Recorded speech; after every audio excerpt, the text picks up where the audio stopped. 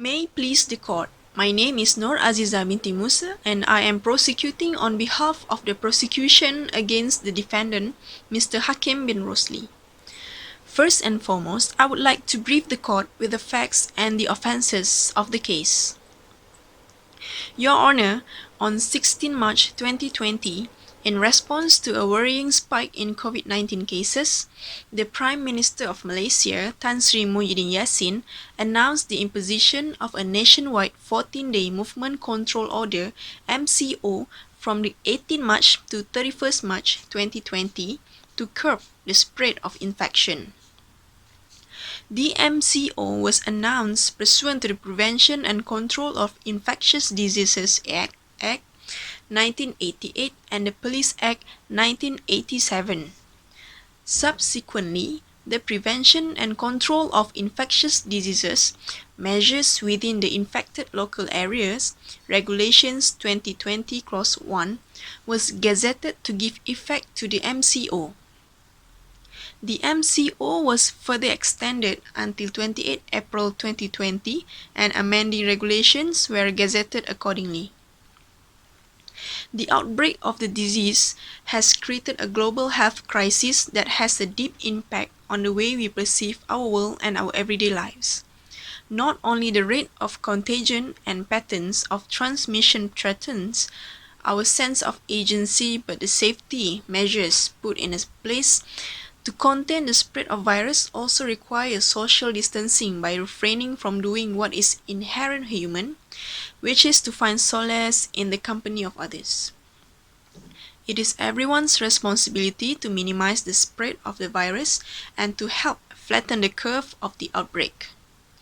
Mass media such as Twitter, Facebook, Instagram have long been recognized as powerful forces shaping how we experience the world and ourselves.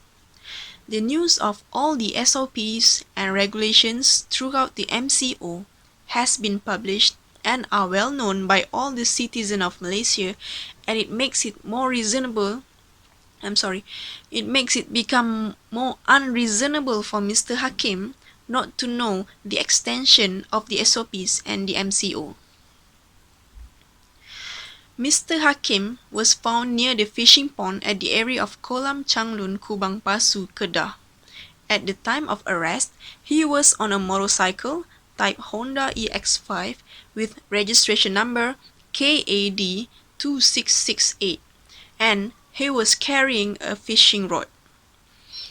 Mr. Hakim was charged with the offence under Regulation 11 Clause 1 for contravening Regulation 3 Clause 1, as he was moving from one place to another with no such essential reasons that provided under the regulation. On conviction, Mr. Hakim can be charged to a fine not exceeding 1,000 ringgit or to imprisonment for a term not exceeding 6 months or to both. Today, Mr. Hakim has pleads guilty. Therefore, Mr. Hakim has truly convicted the offence and shall be liable for the punishment provided under the Act. Your Honor, prosecution also found that Mr. Hakim has also a bad record in the past. He was once convicted with the offence of self-administration under Section 15 of the Dangerous Drugs Act 1952.